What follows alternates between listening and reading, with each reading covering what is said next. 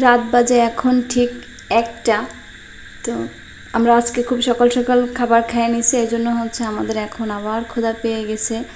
তবে এত রাত পর্যন্ত জেগে থাকার কারণ হচ্ছে ভিডিও এডিটিং করতে করতে লেট হয়ে গেছে, 1টা বেজে গেছে। তো আমি আর আমার বোন মিলে ভাবতেছিলাম কি করা যায়, খুব দ্রুত ফাস্ট কোন নাস্তাটা আর কি বানায় খাওয়া যায়। তো মনে পড়লো ডিম আর হচ্ছে ঘরে আটা আছে, তো ভাবলাম যে এটা দিয়েই একটা নাস্তা বানাই ফেলি।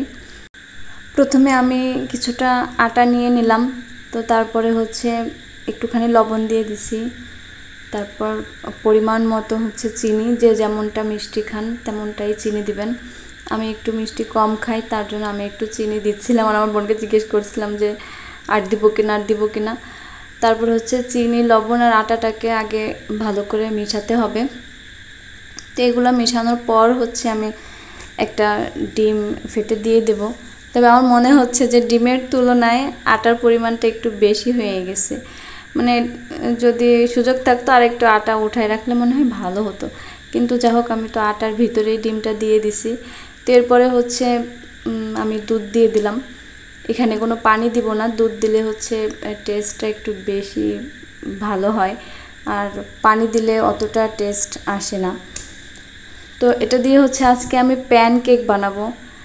এরপর ডোটা এরকম হবে যে মানে একদম পানিও হবে না, আবার একদম শুকনোও হবে না। এরপর আমি কড়াইতে তেল গরম করে গোলাটা গোল গোল করে দিয়ে দিছি। আমি অতটা সুন্দরভাবে দিতে পারিনি, মানে এবড়ো থেবড়ো, প্রথমবার বানাচ্ছি তো তাই আর কি এরকম হয়ে গেছে।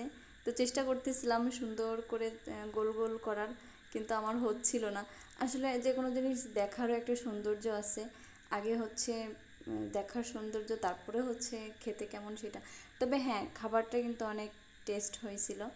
তো আমি ঢেকে দিয়ে পুরোটা সিদ্ধ করে নিচ্ছিলাম। তো আমার প্যানকেকগুলো তৈরি হয়ে গেছে, এখন আমি কড়াই থেকে হচ্ছে উঠাই নিব, তারপর হচ্ছে টেস্ট করার পালা। তো আমি প্রথমে টেস্ট করব না, আমি হচ্ছে নিয়ে যাব আমার বোনের কাছে, ও টেস্ট করে বলবে কেমন হয়েছে, যেহেতু ফার্স্ট টাইম বানানো। যদি ভালো হয় তাহলে এরপরে আবারও বানাবো। তো ও নিয়ে নিল, খাচ্ছে, দেখি কেমন হয়েছে, কি বলে ওর এক্সপ্রেশন দেখে তো মনে হচ্ছে মজাই হয়েছে। তো আপনারাও বাসায় হালকা ক্ষুধা লাগলে এই নাস্তাটা ঝটপট বানিয়ে ফেলতে পারেন আমার মতো করে। ভালো থাকবেন, সুস্থ থাকবেন। আসসালামু আলাইকুম।